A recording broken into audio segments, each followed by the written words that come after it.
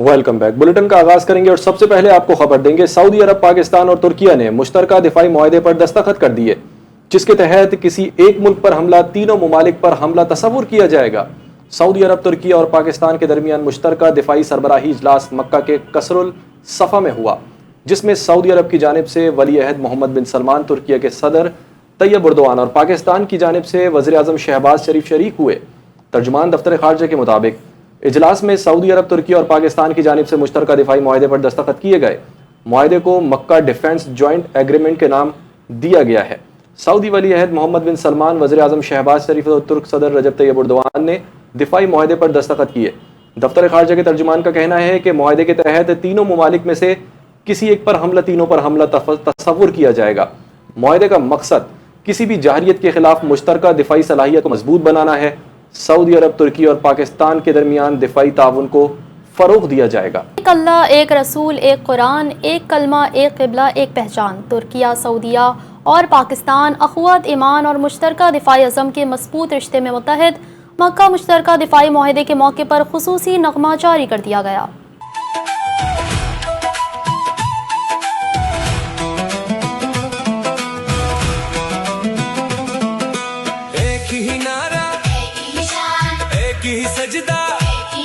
جو تجھ پہ آئے وہ مجھ پہ آئے، یہ ہے ہمارا پکا ایمان۔ ایک اللہ، ایک رسول، ایک قرآن، ایک کلمہ، ایک قبلہ، ایک پہچان۔ ترکیہ، سعودیہ، پاکستان، اسلامی دنیا کے۔ سعودی عرب کے وزیر خارجہ پرنس فیصل بن فرحان نے کہا ہے کہ مشترکہ دفاعی معاہدہ پاکستان اور ترکیہ کے ساتھ مضبوط تعلقات کی عکاسی کرتا ہے۔ ایک بیان میں پرنس فیصل بن فرحان نے کہا کہ مکہ معاہدہ ترکیہ اور پاکستان کے ساتھ دفاعی تعاون میں ایک اہم سنگ میل ہے۔ سعودی وزیر خارجہ نے مزید کہا کہ مکہ معاہدہ امن اور استحکام کے تحفظ کے لیے مشترکہ سیاسی عزم کو ظاہر کرتا ہے۔ خبر دیں گے آپ کو ایرانی پارلیمنٹ کی national security and foreign policy committee کے رکن ابراہیم رضائی نے کہا ہے کہ سعودی عرب کا پاکستان اور ترکیہ کے ساتھ نیا دفاعی معاہدہ سعودیہ کی حفاظت کی ضمانت نہیں دیتا۔ سوشل میڈیا پر جاری پیغام میں ابراہیم رضائی نے لکھا کہ سعودی عرب کو سمجھنا چاہیے کہ ترکیہ اور پاکستان کے ساتھ یہ کاغذی معاہدہ انہیں وہ تحفظ فراہم نہیں کرے گا جو امریکیوں پر دہائیوں تک یک طرفہ انحصار کے باوجود اسے حاصل نہ ہو سکا۔ ابراہیم رضائی نے مزید لکھا کہ سعودی عرب کو چاہیے کہ وہ اپنی پالیسیاں تبدیل کرے تاکہ اسے تحفظ کے لیے دوسروں کے سامنے ہاتھ نہ پھیلانا پڑے۔ وفاقی وزیر اطلاعات عطا اللہ تارڑ نے کہا ہے کہ اور بیان جاری کرتے ہوئے ان کا یہ کہنا ہے کہ الحمدللہ تاریخی مکہ مشترکہ دفاعی معاہدے پر دستخط ہو گئے۔ مکہ مشترکہ دفاعی معاہدے پر دستخط خانہ کعبہ کی حدود میں کیے گئے ہیں۔ دفتر خارجہ کے مطابق سعودی عرب، ترکیہ اور پاکستان کے درمیان مشترکہ دفاعی سربراہی اجلاس مکہ کے الصفا پیلس میں ہوا، جس میں سعودی عرب کی جانب سے محمد بن سلمان، ترکیہ کی جانب سے طیب اردوان اور پاکستان کی جانب سے وزیر اعظم شہباز شریف شریک ہوئے۔ معاہدے کے تحت تینوں ممالک میں سے کسی ایک پر حملہ تینوں پر حملہ تصور کیا جائے گا۔ معاہدے کا مقصد کسی بھی جارحیت کے خلاف مشترکہ دفاعی صلاحیت کو مضبوط بنانا ہے۔ سعودی عرب، ترکی اور پاکستان کے درمیان دفاعی تعاون کو فروغ دیا جائے گا۔ دیگر خبریں شامل کرتے ہوئے آپ کو بتائیں گے کہ کہا گیا شفافیت کے لیے الیکشن کا انعقاد مرحلہ وار کیا جا رہا ہے۔ شیر طاقت اور اقتدار کا بھوکا ہے، ان کی الٹی گنتی شروع ہو چکی ہے۔ بلاول بھٹو زرداری کا آزاد کشمیر کے ضلع باغ میں جلسے سے خطاب، کہا کہ حکومت کی الٹی گنتی نون لیگ کے اپنے لوگوں نے شروع کی۔ مرحلہ وار الیکشن میں دھاندلی کی گئی۔ آزاد کشمیر اسمبلی میں بھی قرارداد پاس ہوئی۔ سچ کمیشن بنایا جائے تب تک احتجاج بند کیا جائے، سچ کمیشن کے فیصلے تک کارروائی بھی بند کی جائے۔ تاریخ میں کبھی ایسا ہوا 6 مراحل میں الیکشن کروایا جائے؟ اگر کشمیر ایک ہے تو الیکشن بھی ایک ہونا چاہیے تھا۔ کون سے مرحلے میں صاف شفاف اور پرامن الیکشن ہوئے؟ ابھی تو آدھا الیکشن رہتا ہے۔ نون لیگ والوں کو لگ پتہ جائے گا، ان کی اسلام آباد والی حکومت بھی خطرے میں ہے۔ بڑے بڑے لوگ کہہ رہے ہیں کہ حکومت گر چکی ہے، ان کی غلط فہمی ہے، آزاد کشمیر میں ان کی حکومت بنے گی۔ نون لیگ کا ایک خاص حصہ وزیر اعظم کی ہر کوشش کو ناکام بناتا ہے۔ آپ اتنی دھاندلی کرتے ہیں کہ ہم برداشت کر سکتے۔ پیپلز پارٹی کو وزیر اعظم سے کوئی شکایت نہیں۔ خبر شامل کریں گے مسلم لیگ نون کے رہنما اور وزیر اعظم کے مشیر برائے سیاسی امور رانا ثناء اللہ کا کہنا ہے کہ آزاد کشمیر کی عوام کے ساتھ کیے گئے وعدے پورے کرنے کا وقت آ چکا۔ حویلی میں انتخابی جلسے سے خطاب کرتے ہوئے رانا ثناء اللہ کا کہنا تھا کہ کشمیریوں نے اپنا فیصلہ دے دیا، آزاد کشمیر کا مینڈیٹ مسلم لیگ نون کو مل چکا۔ اب تک الیکشن میں مسلم لیگ نون 24 سیٹیں حاصل کر چکی، جبکہ 23 سیٹیں آزاد کشمیر حکومت بنانے کے لیے کافی ہے۔ ان کا کہنا تھا کہ جس طرح آزاد کشمیر میں صاف اور شفاف الیکشن ہوئے، اس کی مثال نہیں ملتی۔ آزاد کشمیر کے لوگوں نے نواز شریف کے وعدوں پر اعتبار کیا، تمام وعدے جو آپ سے کیے گئے ہیں اسے پورا کرنے کا وقت آ چکا ہے۔ آزاد کشمیر میں ترقی اس وقت ہوئی جب پاکستان اور آزاد کشمیر میں نون لیگ کی حکومت آئی۔ مسلم لیگ نون کشمیر میں تعمیر اور ترقی کی مثال قائم کرے گی۔ جس طرح کے منصوبے پنجاب میں شروع کیے گئے ہیں، اسی طرح کے منصوبے کشمیر میں بھی شروع ہوں گے۔ جموں و کشمیر الیکشن کمیشن نے امن و امان کی صورتحال کے پیش نظر عام انتخابات 2026 کے تیسرے مرحلے میں ضلع پونچھ اور ضلع پلندری کے تمام انتخابی حلقوں میں 10 اگست تک ہونے والی پولنگ مؤخر کرنے کا اعلان کر دیا ہے۔ الیکشن کمیشن کے ترجمان کی جانب سے جاری پریس ریلیز کے مطابق یہ فیصلہ امن و امان سے متعلق تحفظات، بعض سیاسی شخصیات اور امیدواروں کی جانب سے موصول ہونے والی درخواستوں اور متعلقہ اداروں سے حاصل ہونے والی معلومات کی روشنی میں کیا گیا ہے۔ ترجمان نے واضح کیا کہ ضلع پونچھ اور ضلع پلندری کے انتخابی حلقوں میں 10 اگست کو پولنگ نہیں ہوگی، تاہم ضلع باغ کے 3 انتخابی حلقوں اور ضلع حویلی کے 1 انتخابی حلقے میں پہلے سے جاری شیڈیول کے مطابق 10 اگست کو ہی پولنگ منعقد کی جائے گی۔ وفاقی وزیر داخلہ محسن نقوی اور وزیر مملکت طلال چودھری کا سیف سٹی ہیڈ کوارٹرز کا دورہ۔ وفاقی وزیر داخلہ محسن نقوی کی زیر صدارت خصوصی اجلاس سیف سٹی توسیع پروجیکٹ پر پیش رفت کا جائزہ لیا گیا۔ سیف سٹی توسیع منصوبے پر مجموعی طور پر 85% کام مکمل، نئے کیمروں کی تنصیب، 85% کیمرے لگ گئے، 415 کلومیٹر آپٹیکل فائبر بچھا دی گئی، ڈیٹا سینٹر، سائبر آرکیٹیکچر اور سائبر سیکیورٹی پر بھی 80% کام مکمل۔ وفاقی وزیر داخلہ محسن نقوی نے اس موقع پر کہا کہ ہمارا عزم اسلام آباد سیف سٹی کو جدید، اسمارٹ اور ترقی یافتہ ممالک کی طرز پر عالمی معیار کا ادارہ بنانا ہے۔ جدید ٹیکنالوجی سے لیس سیف سٹی نظام شہریوں کے تحفظ، مؤثر نگرانی اور فوری رسپانس کو یقینی بنائے گا۔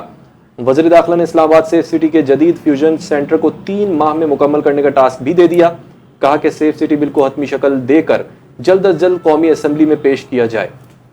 خبر دیں گے آپ کو اسپیکر قومی اسمبلی ایاز صادق کا کہنا ہے کہ تحریک انصاف کو مذاکرات کی کوئی دعوت نہیں دی، اب میں نے مذاکرات کا کہنا بند کر دیا ہے۔ پارلیمنٹ ہاؤس میں میڈیا سے گفتگو کرتے ہوئے اسپیکر قومی اسمبلی ایاز صادق نے کہا کہ عامر ڈوگر سے ملاقات پر قومی اسمبلی سے متعلق امور پر گفتگو ہوئی۔ طارق فضل چودھری اور عامر ڈوگر میں مذاکرات کی بات ہوئی ہو تو میں اس سے لا علم ہوں۔ ایاز صادق نے مزید کہا کہ میں تو اپوزیشن کو مذاکرات کی دعوت دے کر تھک گیا۔ وزیر اعظم متعدد بار پارلیمنٹ کے فورم پر اپوزیشن کو مذاکرات کی دعوت دے چکے، ہر مسئلے کا حل بیٹھنے میں ہے۔ ایک سوال کے جواب میں اسپیکر قومی اسمبلی نے کہا کہ اپوزیشن لیڈر میرے چیمبر میں نہ آئے، کمیٹی روم ہے، اگر بات چیت کرنا ہوئی تو میں چیمبر خالی کر دوں گا، مگر اپوزیشن لیڈر مذاکرات کرنا ہی نہیں چاہتے۔ اور اب آپ کو بتائیں گے بجلی صارفین کے لیے ایک اور بری خبر سامنے آ گئی ہے۔ جون 2026 کی ماہانہ فیول پرائس ایڈجسٹمنٹ کی مد میں بجلی 75 پیسے فی یونٹ مہنگی کر دی گئی ہے۔ اعلامیے کے مطابق بجلی کے نرخ میں ہونے والے اضافے کا اطلاع کے الیکٹرک سمیت ملک بھر کے صارفین پر ہوگا۔ حکام کا کہنا ہے کہ فیول ایڈجسٹمنٹ کی مد میں وصول کی جانے والی اضافی رقم اگست کے بجلی کے بلوں میں صارفین سے وصول کی جائے گی۔ ماہانہ فیول پرائس ایڈجسٹمنٹ کا تعین بجلی پیدا کرنے کے لیے استعمال ہونے والے ایندھن کی قیمتوں میں رد و بدل کی بنیاد پر کیا جاتا ہے، جس کے باعث صارفین کے بلوں میں اضافہ یا کمی کی جاتی ہے۔ اور اب بلیٹن میں بات کریں گے سونے کی قیمتوں کے حوالے سے۔ ملک میں سونے کی فی تولہ قیمت میں آج پھر بڑا اضافہ ریکارڈ کیا گیا۔ آل پاکستان جیمز اینڈ جیولرز ایسوسی ایشن کے مطابق فی تولہ سونے کی قیمت میں 5100 کا اضافہ ہوا، جس کے بعد فی تولہ سونے کی قیمت میں 4,54,336 روپے ہو گئی۔ عالمی بازار میں بھی سونے کی قیمت میں $51 کا اضافہ ہوا، جس کے بعد عالمی بازار میں سونے کی قیمت $4,319 فی اونس ہو گئی۔ گزشتہ 3 روز سے سونے کی قیمت میں مسلسل اضافہ دیکھا جا رہا ہے۔ گزشتہ 3 دنوں میں سونے کی قیمت میں 26,400 روپے کا اضافہ ہوا ہے۔ مہنگائی کی بات کریں گے۔ وفاقی ادارہ شماریات کے مطابق گزشتہ ہفتے مہنگائی کی ہفتہ وار شرح میں 0.28% اضافہ ریکارڈ کیا گیا، جبکہ سالانہ بنیاد پر مہنگائی کی شرح 9.29% رہی۔ رپورٹ کے مطابق گزشتہ ہفتے 20 اشیاء ضروریہ کی قیمتوں میں اضافہ، 9 اشیاء سستی جبکہ 22 اشیاء کی قیمتیں مستحکم رہیں۔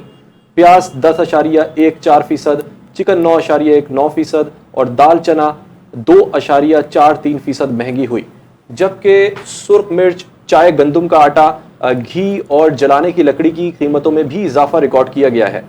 ٹماٹر، کیلے، چینی، بریڈ، انڈے، آلو، ڈیزل، پیٹرول اور LPG کی قیمتوں میں بھی ہفتہ وار کمی دیکھی گئی ہے۔ سالانہ بنیاد پر ٹماٹر 178% اور پیاز 85%، آٹا 80% اور سرخ مرچ 16.37% مہنگی ہوئی۔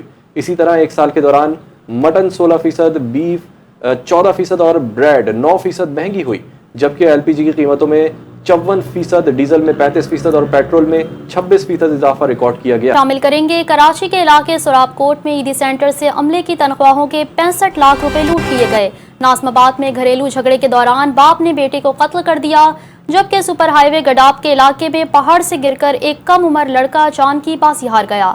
تفصیلات جان لیتے ہیں عارف حبیب کی اس رپورٹ میں۔ سراب گوٹ میں عیدی سینٹر پر 4 مسلح ڈاکوؤں نے دھاوا بول کر عملے کو یرغمال بنا لیا اور 65 لاکھ روپے نقد لوٹ کر فرار ہو گئے۔ عیدی ترجمان کے مطابق رقم بینک سے لائی گئی تھی اور اس روز زون کے 200 سے زائد ملازمین کو تنخواہ ادا کی جانی تھی۔ ملزمان ہیلمٹ پہنے ہوئے تھے۔ پولیس کو اطلاع دے دی گئی، جبکہ CCTV فوٹیج بھی حاصل کر لی گئی۔ واقعے کا وزیر اعلیٰ سندھ مراد علی شاہ اور صوبائی وزیر داخلہ سندھ نے سخت نوٹس لیتے ہوئے IG سندھ سے رپورٹ طلب کر لی۔ وزیر اعلیٰ نے ملزمان کی فوری گرفتاری اور عیدی انتظامیہ سے رابطہ کرنے کی ہدایت دیتے ہوئے کہا کہ عیدی جیسے فلاحی ادارے میں ڈکیتی ناقابل قبول ہے۔ شہریوں کی جان و مال کا تحفظ حکومت کی اولین ترجیح ہے۔ نارتھ آباد میں گھریلو جھگڑے کے دوران باپ نے فائرنگ کر کے اپنے ہی بیٹے کو قتل کر دیا۔ پولیس کے مطابق ملزم کو اعلی قتل سمیت گرفتار کر لیا گیا۔ ابتدائی بیان میں والد نے دعویٰ کیا کہ مقتول نشے کا عادی اور گھر میں اکثر جھگڑا کرتا تھا۔ دوسری جانب سپر ہائی وے گڈاب سٹی قریب پہاڑ سے گرنے کے بعد 15 سالہ ذیشان جاں ہلاک ہو گیا۔ ریسکیو حکام نے لاش تحویل میں لے کر قانونی کارروائی کے لیے اسپتال منتقل کر دیا۔ حکومت سندھ نے آئی ورک فار سندھ کے پلیٹ فارم سے نوجوانوں کی لائف کیریئر کاؤنسلنگ کا فیصلہ کر لیا ہے۔ سندھ کے سینئر وزیر شرجیل نام میمن کا کہنا تھا کہ رواں ماہ سے مختلف صنعتوں کے ماہرین نوجوانوں کی کیریئر کاؤنسلنگ کی ابتدا کریں گے۔ آئی ورک فار سندھ کے learn and earn plate form سے اب تک 4,935 افراد رجسٹرڈ ہو چکے ہیں۔ 2,735 افراد نے مختلف کورسز مکمل کر لیے ہیں، جبکہ 2,000 افراد ابھی بھی کورسز کر رہے ہیں۔ لرن اینڈ ارن پروگرام کے تحت 1200 سے زائد بین الاقوامی معیار کے مختصر کورسز سکھائے جائیں گے۔ آئی ورک فار سندھ نوجوانوں کو روزگار کے ساتھ جدید مہارتوں سے بھی جوڑ رہا ہے۔ سندھ حکومت کا pilot project I work for Sindh نوجوانوں کو جدید مہارتوں سے آراستہ کرنے کا جامع نظام بن چکا ہے۔ بدلتے ہوئے عالمی روزگار کے منظرنامے میں ڈیجیٹل پلیٹ فارم اور جدید ٹیکنالوجی کا استعمال وقت کی اہم ضرورت ہے۔ محکمہ اسکول ایجوکیشن سندھ نے سرکاری اسکولوں کے اوقات کار جاری کر دیے۔ اعلامیے کے مطابق پرائمری، ایلیمنٹری، سیکنڈری اور ہائر سیکنڈری اسکولوں کے لیے اوقات کار طے کر دیے گئے ہیں۔ 31 اکتوبر تک سنگل شفٹ پرائمری اسکول صبح 8 بجے سے دوپہر 2:30 بجے تک کھلیں گے، جبکہ جمعے کے روز سنگل شفٹ پرائمری اسکول صبح 8 بجے سے دوپہر 1 بجے تک کھلیں گے۔ 1 نومبر سے 31 مارچ تک سنگل شفٹ پرائمری اسکول صبح 8:30 بجے سے دوپہر 3 بجے تک کھلیں گے۔ اعلامیے کے مطابق 31 اکتوبر تک سیکنڈری اور ہائر سیکنڈری اسکولوں کی پہلی شفٹ صبح 8:30 بجے سے دوپہر 1:30 بجے تک ہوگی۔ امریکی صدر ڈونلڈ ٹرمپ نے امید ظاہر کی ہے کہ ایران کے ساتھ جاری کشیدگی جلد ختم ہو جائے گی اور آبنائے ہرمز بھی دوبارہ مکمل طور پر بحال ہو جائے گی۔ اور صحافیوں سے گفتگو کرتے ہوئے صدر ٹرمپ نے کہا کہ ایران کے ساتھ مختلف سطحوں پر بات چیت جاری ہے اور انہیں یقین ہے کہ موجودہ جنگ زیادہ عرصہ جاری نہیں رہے گی۔ انہوں نے کہا کہ ان کے خیال میں ایران طویل عرصے تک اس جنگ کو جاری رکھنے کی پوزیشن میں نہیں ہے، اس لیے جلد کسی نہ کسی مثبت پیش رفت کا امکان موجود ہے۔ ٹرمپ نے دعویٰ کیا کہ جنگ کے خاتمے کے بعد آبنائے ہرمز بھی دوبارہ کھل جائے گی، جس سے عالمی توانائی کی ترسیل معمول پر آ سکے گی۔ خبر دیں گے آپ کو، سعودی عرب کے ولی عہد اور وزیر اعظم شہزادہ محمد بن سلمان اور فرانس کے صدر کے درمیان اہم ٹیلی فونک رابطہ ہوا ہے، جس میں خطے کی تازہ ترین صورتحال، امن و استحکام کے فروغ اور باہمی تعاون سے متعلق اہم امور پر تبادلہ خیال کیا گیا۔ دونوں رہنماؤں نے مشرق وسطیٰ کی موجودہ صورتحال پر تفصیلی گفتگو کرتے ہوئے امن کے قیام کے لیے جاری سفارتی کوششوں پر بھی تبادلہ خیال کیا۔ اس موقع پر بحری جہاز رانی کی سلامتی اور بین الاقوامی سمندری راستوں پر آزادانہ اور محفوظ آمد و رفت کو یقینی بنانے کی اہمیت پر بھی اتفاق ہوا۔ ٹیلی فونک رابطے کے دوران سعودی عرب اور فرانس کے دو طرفہ تعلقات کا بھی جائزہ لیا گیا، جبکہ مختلف شعبوں میں جاری تعاون کو مزید فروغ دینے اور نئی شراکت داری کے امکانات پر بھی گفتگو ہوئی۔ اس کے علاوہ دونوں رہنماؤں نے باہمی دلچسپی کے متعدد علاقائی اور بین الاقوامی معاملات پر اپنے خیالات کا تبادلہ کرتے ہوئے رابطوں اور تعاون کو مزید مضبوط بنانے کے عزم کا اظہار کیا۔ ایران کے پارلیمنٹ اسپیکر اور امریکہ کے ساتھ مذاکرات میں ایرانی وفد کے سربراہ محمد باقر کالیباف نے امریکی صدر ڈونلڈ ٹرمپ کی پالیسیوں پر سخت تنقید کرتے ہوئے کہا ہے کہ واشنگٹن بار بار ڈرامائی سفارتکاری کا مظاہرہ کر رہا ہے۔ محمد باقر کالیباف نے سوشل میڈیا پلیٹ فارم پر جاری اپنے پیغام میں کہا کہ امریکہ پہلے بڑے فوجی حملوں کی دھمکیاں دیتا ہے، پھر اچانک موقف تبدیل کر کے مذاکرات کی بات کرنے لگتا ہے۔ انہوں نے طنزیہ انداز میں لکھا کہ پہلے کہا جاتا ہے کہ بڑا حملہ ہونے والا ہے، پھر اچانک کہا جاتا ہے کہ نہیں، اب وہ مذاکرات کرنا چاہتے ہیں۔ یہ بار بار دہرائی جانے والی ڈرامائی سفارتکاری ہے۔ ایرانی رہنما نے اب کہا کہ دھونس، وعدہ خلافی اور جھوٹی خبروں کے ذریعے دباؤ ڈالنے کی امریکی حکمت عملی ناکام ہو چکی ہے اور اس سے کوئی مثبت نتیجہ حاصل نہیں ہوگا۔ کالیباف نے واشنگٹن پر زور دیا کہ وہ زمینی حقائق کو تسلیم کرے اور اپنے کیے گئے وعدوں پر عمل درآمد کرے۔ انہوں نے مزید کہا کہ ایران کو مزید بیانات یا سیاسی ڈرامے کی ضرورت نہیں، بلکہ سنجیدہ اور عملی اقدامات درکار ہیں۔ دیں گے FIA اینٹی کرپشن سرکل اسلام آباد کی بڑی کارروائی، ایک سپرنٹینڈنٹ اور 2 انسپیکٹرز گرفتار کر لیے گئے۔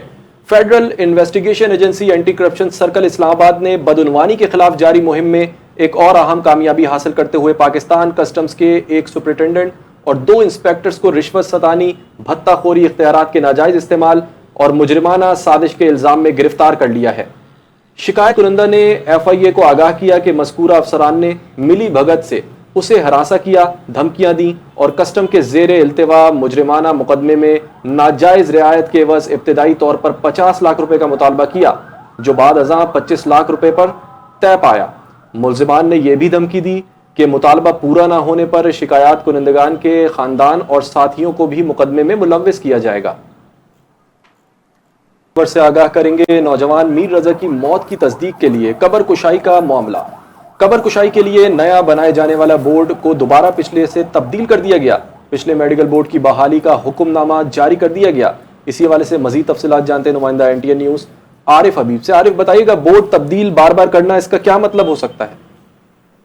جی بالکل، دیکھیں گلستان جوہر سے نوجوان میر رضا کی لاش ملنے کے واقعہ ہے اور قبر کشائی کے لیے ایسے میں بورڈ بنائے جانے کا احکام بھی جاری کر دیے گئے ہیں۔ پچھلے میڈیکل بورڈ کی بحالی کا یہ حکم نامہ جاری کیا گیا ہے، جس میں ڈاؤ یونیورسٹی کے پروفیسر ڈاکٹر نسیم اس کے طور پر اپنے فرائض انجام دیں گے، جس پہ ڈاکٹر فضا وسیم جو ہے بورڈ میں فرانسک ایکسپرٹ شامل ہے، جبکہ CPLC کے افسر عامر حسن کو بطور فرانسک اینڈ آئیڈینٹیفیکیشن ایکسپرٹ شامل کیا گیا، جبکہ اس بورڈ میں ڈاکٹر کامران، ڈاکٹر سریچند اور ڈاکٹر دانیال مرزا بھی شامل ہیں، جبکہ جو کراچی کی پولیس سرجن ہیں ڈاکٹر سمیہ سید یہ بورڈ کے کنوینر ہوں گی، اور اس کے 5 رکنی یہ جو بورڈ ہے اس کو دوبارہ سے 8 رکنی بورڈ سے تبدیل کیا گیا ہے۔ یہ تیسرا جو بورڈ ہے، پہلا جو بورڈ تھا وہ 8 رکنی تھا، اس کے بعد پھر 5 رکنی، اور پھر اب آج دوبارہ اس کو 5 رکنی بورڈ کو دوبارہ 8 رکنی بورڈ میں تبدیل کیا گیا ہے، اور کل جو ہے صبح 11 بجے کے درمیان جو قبر کشائی ہے اس کا عمل شروع کیا جائے گا۔